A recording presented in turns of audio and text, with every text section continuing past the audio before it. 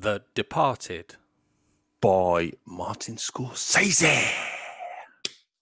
Let's look at the review.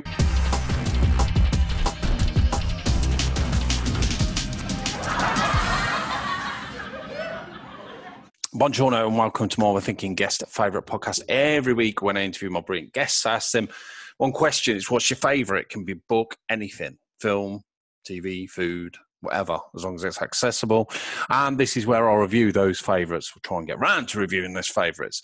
One I finally got round to reviewing, which I watched years ago anyway, but it was on last night and I watched it again. And I thought, wow, I've got to review that, is The Departed, the brilliant Martin Scorsese film.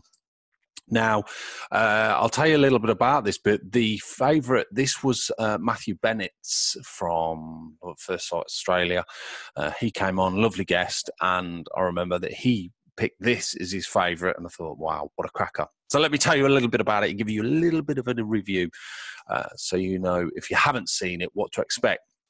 So The Departed, give you the blurb on it, is a 2006 American crime thriller. Directed by the brilliant Martin Scorsese, of course, and written by William Mahanan. It's a remake of a Hong Kong film, Internal Affairs. If you haven't seen that, that's a cracker as well. And it's also loosely based on the real-life Boston Winter Hill Gang. The character, Colin Sullivan, is based on corrupt FBI agent Don Connolly, while the character Frank Costello is based on an Irish-American gangster, Whitey Bulger. Now, The Departed stars Leonardo DiCaprio, big hitter. Matt Damon, big hitter. Jack Nicholson, big hitter. It's a Scorsese movie. Mark Wahlberg's in it as well. Martin Sheen, Ray Winston, Vera Farmiga, Alec Baldwin. The list goes on. If it's a Scorsese, they get some top-notch talent in this. Now, interestingly enough, Leonardo DiCaprio was up for the Oscar, I do believe, but he didn't win it. Eventually, he won it on The Revenant, but this was a good shout, to be fair. Anyway, let me tell you a little bit about the film. It takes place in Boston.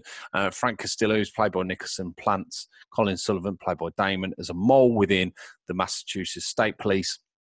Simultaneously, the police assign an undercover state cop, Billy Costigan, played by DiCaprio, to infiltrate Costello's crew. You see what's going on here? It's a bit of... when both sides realise the situation, Sullivan and Costigan each attempt to discover the other's identity before they are found out. Now, it was a critical success, commercial success, won several awards, including in 4 Oscars in the 79th Academy Awards, one for Best Picture, Best Director, Best Adapted Screenplay, and Best Film Editing, becoming Scorsese's first win as Best Director. Can you believe that? He should have won numerous Oscars before this, which is pretty crazy. Wahlberg was also nominated for Best Supporting Actor, but he didn't win it, but he is great in this.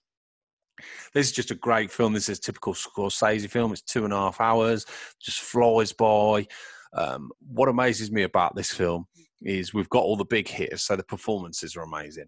But with DiCaprio and Damon is the layers, so corny to say, but they are playing a character that's undercover, playing another character. Work that one out.